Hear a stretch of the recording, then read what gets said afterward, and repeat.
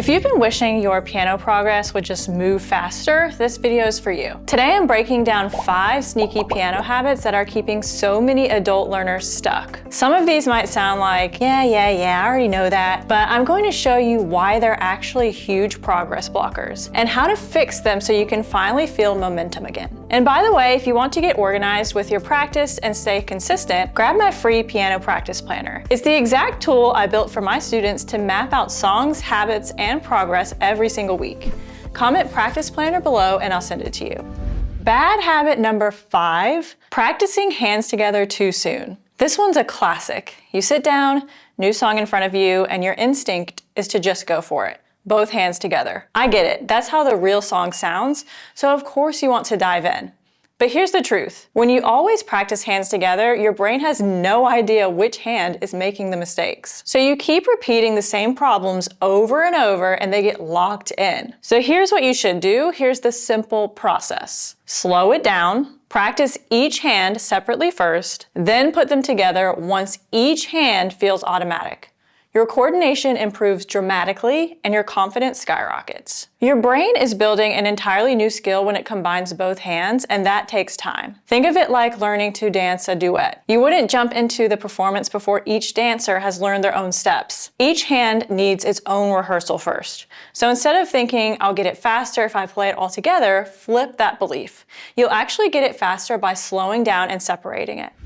Bad habit number 4, overusing the pedal. The pedal makes everything sound gorgeous, right? It smooths everything out, hides rough edges, and makes your playing sound fuller. But here's the truth. When you use the pedal too soon, you're not actually hearing what's going on underneath. Let me show you what I mean. I'm going to play this chord progression with really bad technique and use the pedal.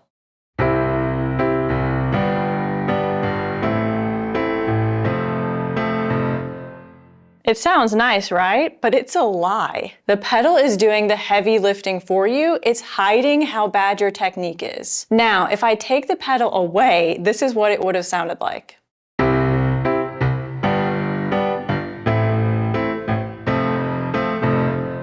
Now you can really hear what's happening. That was super choppy and just disconnected. You can tell that my playing isn't actually clean. And if you keep learning piano like this, you will always have bad technique and not build any real skill. We don't want to use the pedal to hide our bad technique. We want to use it for the right reasons, which is to simply sustain notes for a smooth connected sound. So here's what I recommend, especially when you're first learning a song. Skip the pedal completely. Focus on clean transitions between chords, clarity in your tone, and control in your fingers. Once that feels solid, then add the pedal, but intentionally. I know it's tempting because when you add pedal, you suddenly sound advanced, but that sound only works if the technique underneath it is clean. Otherwise, the pedal is just hiding your problems. Here's another thing people forget. When you play with a pedal, you're not just coordinating 2 hands anymore. You're coordinating 3 limbs, hand, and foot. So not only are you learning the notes and rhythms, but your brain is also tracking when to press and release the pedal. That's a lot of multitasking for a beginner. So give yourself a break. Work on one layer at a time, clean playing first, pedal later. This goes back to the same concept we talked about earlier. Isolation. If you want to get better at something, you have to isolate the skill instead of trying to juggle everything at once. When you isolate handwork first, then integrate the pedal, your sound levels up fast. So next time you sit down to practice, try this little rule. No pedal for the first few days of learning a song. Let your hands do the work. Then when you finally add the pedal, it'll enhance your music and not cover it up. Bad habit number 3, not practicing daily. This one might sound obvious, but it's one of the biggest reasons adults stay stuck. Not practicing daily. Here's the thing, most people think progress at the piano comes from how long you practice. But it's not about time, it's about frequency. You could practice 2 hours once a week and still make less progress than someone who practices 10 minutes a day. Every time you sit down at the piano, your brain is creating new connections. Then, when you sleep at night, your brain goes to work, transferring what you just learned into long-term memory. That means daily practice gives your brain daily chances to lock in these improvements. But if you skip several days, those new connections fade. You're basically teaching your brain something and then immediately telling it to forget. So instead of trying to find a big chunk of time to practice, try this. Set a tiny goal, even for just 5 or 10 minutes a day. That short, focused session is way more powerful than you think. Small steps daily lead to massive progress over time.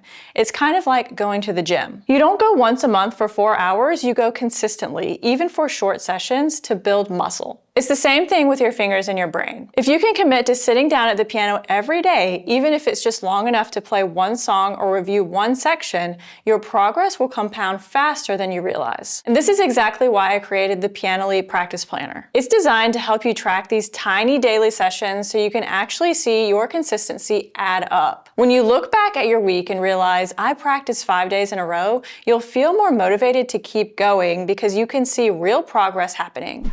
So comment Practice Planner below and I'll send it to you. Remember, huge achievements in piano are built in small, consistent steps. You don't need hours, you just need to show up regularly. Bad habit number 2, relying too much on reading or memorizing.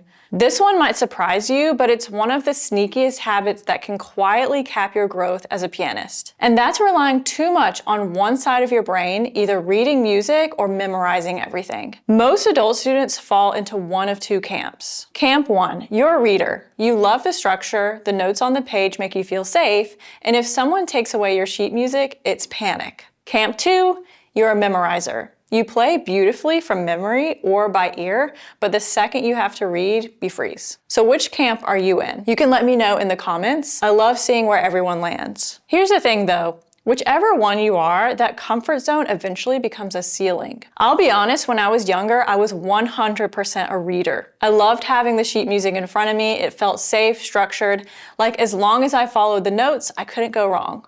But over time, I realized that habit was holding me back. If someone took away the sheet music, I completely froze and I couldn't do anything. I could play beautifully when everything was written out, but I didn't trust myself to play without it. It kept me from really connecting with the piano, from playing music, not just notes. So here's the shift. If you're a reader, start introducing tiny moments of memorization. Take 4 measures of a song you already know and look away from the page.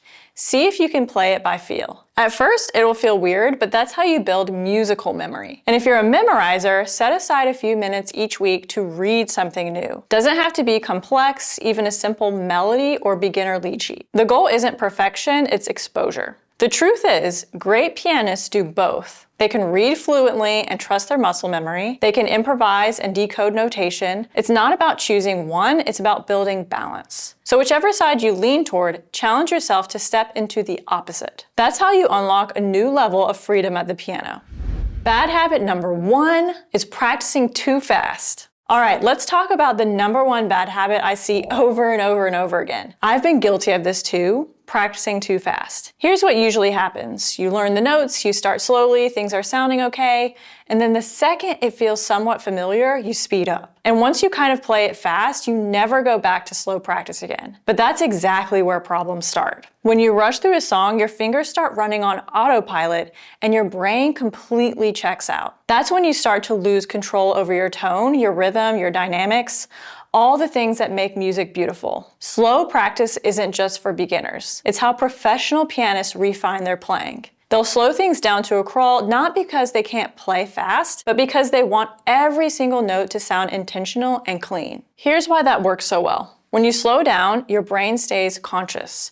You're aware of what your fingers are doing. You're noticing tiny movements and correcting mistakes before they turn into habits. When you only practice fast, you're teaching your brain to make the same errors, just quicker. But when you practice slowly, you're teaching your brain precision, and that precision sticks even when you speed back up. Try this the next time you practice. Pick a section you struggle with and play it painfully slow, like slower than you think makes sense. Focus on every finger movement, every transition, every sound. Then after a few minutes, bring it back up to tempo. Here's a little mindset shift I give my students. Slow practice isn't a step backward, it's an investment. You're trading a few minutes of patience today for weeks of cleaner, more confident playing later. So if you've ever caught yourself saying, ugh, I already know this part, but it still sounds messy, go back to slow. That's not punishment, it's progress. If you're realizing you've been doing some of these things, please don't beat yourself up. Every single pianist I've ever worked with has fallen into at least one of these habits, including me. The goal of this video isn't to make you feel behind, it's to remind you that your progress is not stuck, it's just waiting for a better approach. You don't need to practice for hours a day or be born with natural talent, you just need awareness. Because once you see these habits, you can fix them. And that's when piano starts to feel fun again. And if you've ever told yourself, I'm just too old or I'll never sound like that, I want you to know something. Those thoughts come from frustration, not truth. You're capable of way more than you think. When you slow down, separate your hands, focus on clean playing before pedal, and practice a little every day, your progress compounds. That's why I'm so passionate about helping adult learners rebuild their foundation the right way, with systems that make progress feel possible again. So if this spoke to you, start small. Download your Pianoly practice planner, map out your next week of practice, and give yourself permission to enjoy the process again. Comment practice planner below and I'll send it to you. And when you fall in love with the process, that's when the piano finally starts to love you back. I recommend watching this video next. It'll show you exactly how to play the piano like hotel pianists with lead sheets. So check it out here. And if this video helped you, be sure to like and subscribe, and I'll see you next time.